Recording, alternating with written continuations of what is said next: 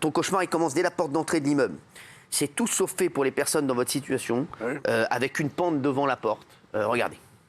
Pendant la fuite, on se fixera des objectifs à mobilité réduite. Là-bas, au bout des couloirs, il y aura de la lumière à capter. On va tenter d'aller la voir avec un espoir adapté.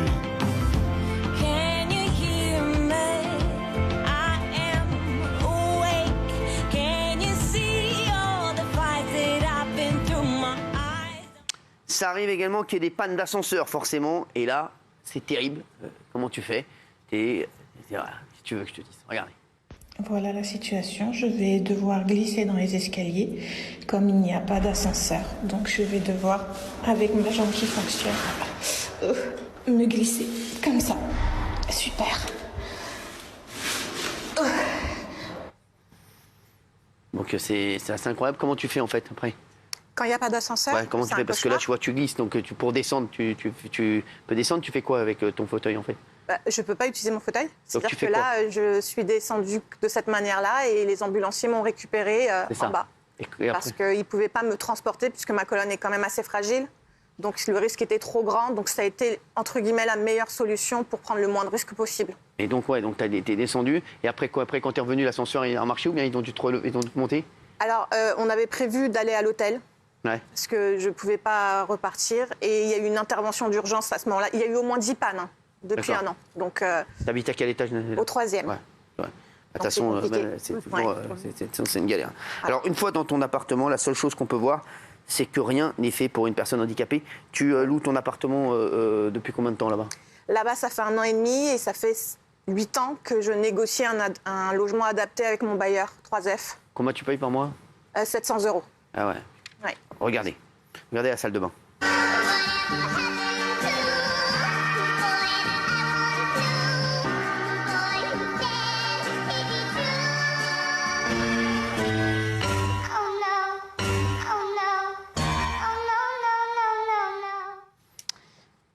Il y a des gestes qui devraient être complètement anodins, qui se transforment aussi en véritable épreuve pour Nabella, comme le simple fait d'ouvrir une fenêtre. Regardez.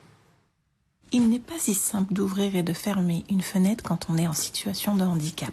Ici, dans le salon, la fenêtre est assez grande, mais le salon étant étroit, je ne peux pas accéder à cette fenêtre car les meubles me gênent. Bon, peut-être que je vais me rabattre sur celle de la cuisine qui donne sur un petit balcon. Je tente, c'est pas extra, mais ça s'ouvre quand même un petit peu. Oui, le balcon n'est pas accessible, il y a une marche. Et oui, il fallait y penser à ça. On tente dans ma chambre qui normalement est une chambre adaptée au PMR. Mais ils n'ont pas bien pensé le cercle de rotation.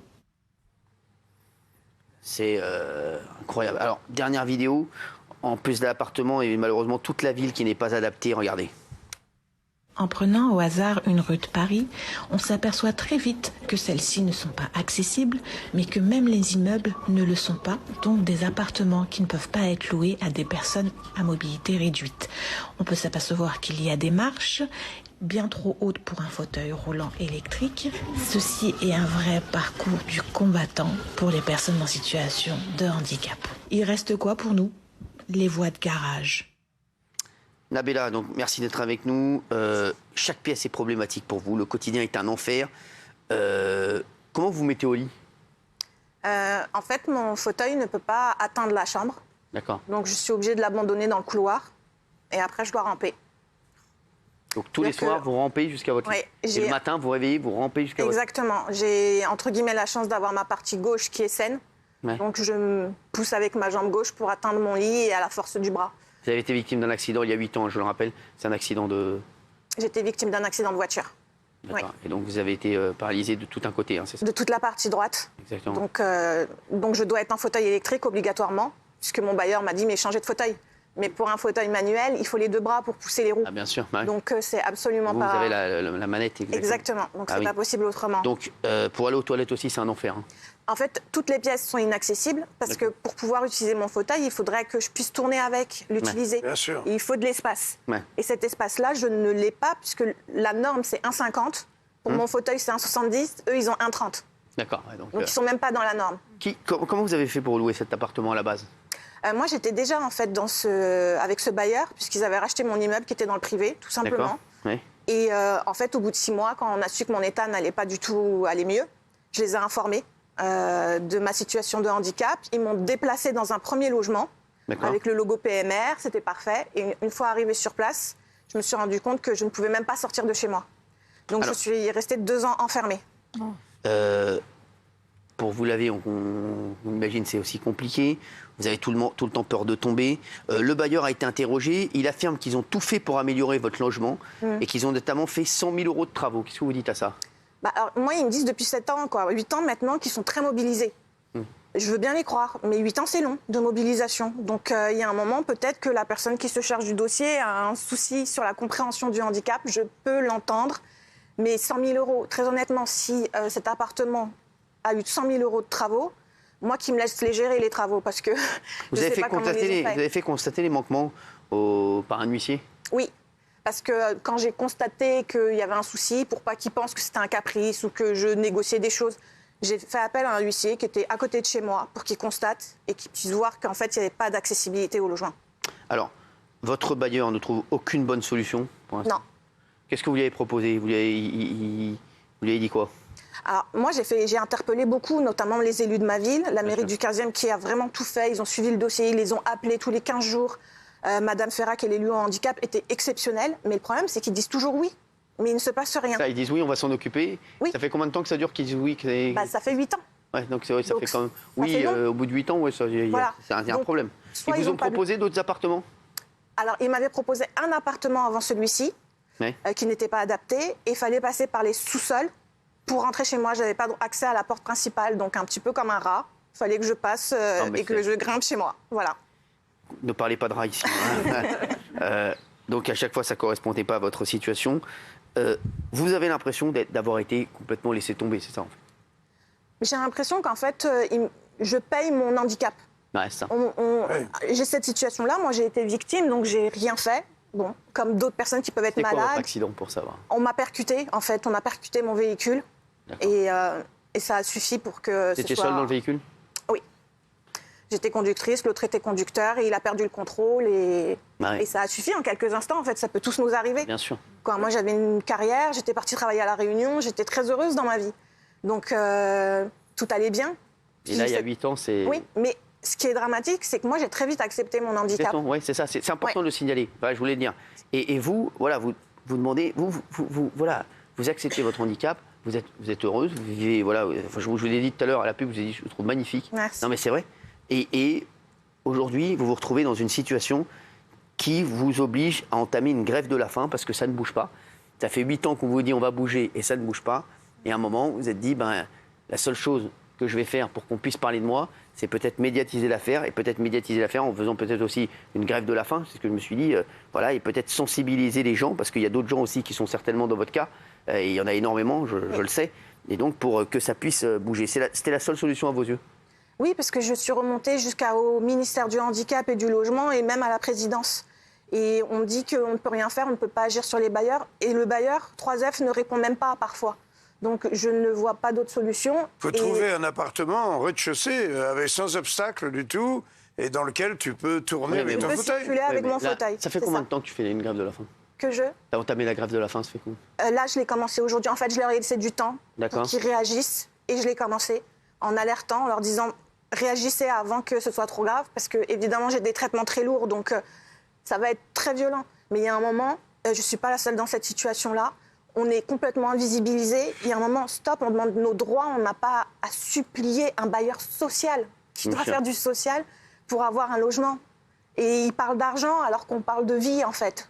Donc, je ne comprends pas. Ça ne va pas vous mettre dans une situation encore plus compliquée, parce qu'on sait que parfois, c'est là où vous faites mal à vous.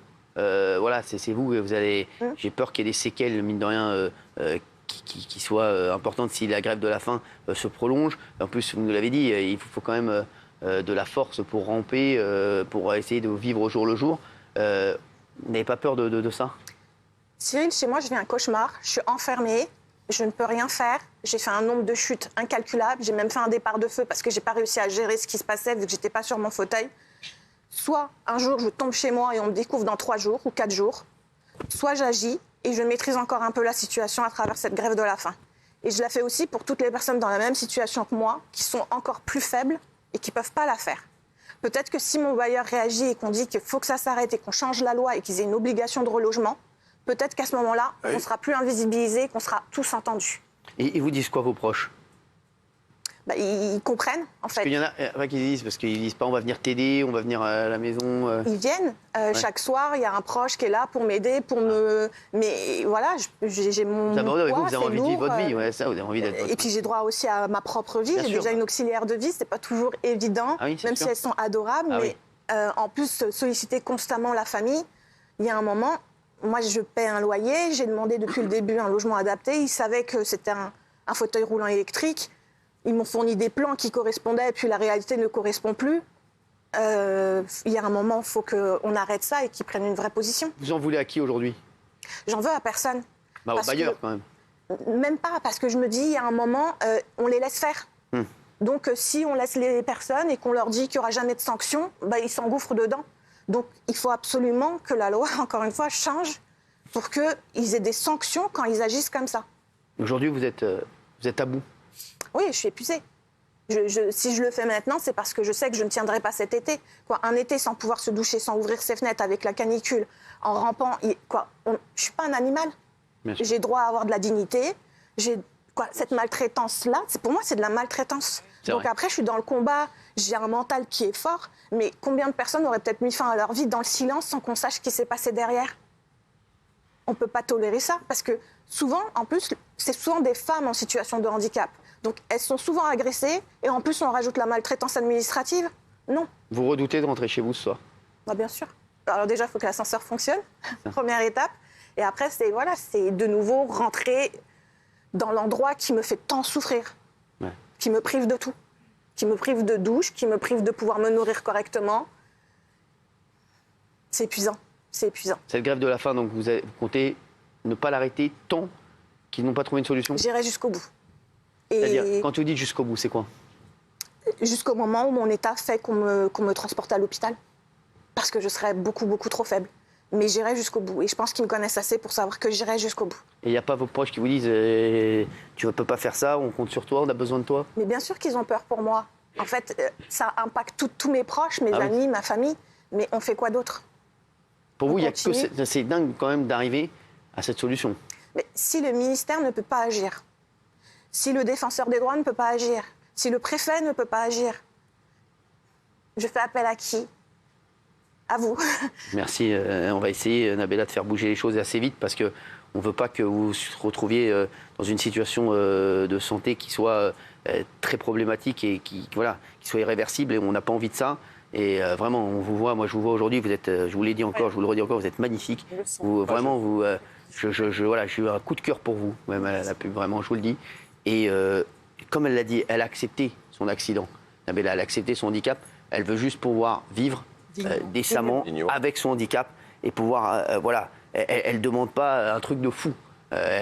Donc j'espère que ça va se régler et on va essayer de tout faire aussi de notre côté pour que cet été, vous puissiez vivre dignement, correctement, et que vous puissiez arrêter votre grève de la faim au plus vite dès ce week-end, parce qu'on ne voudrait pas que ça se prolonge.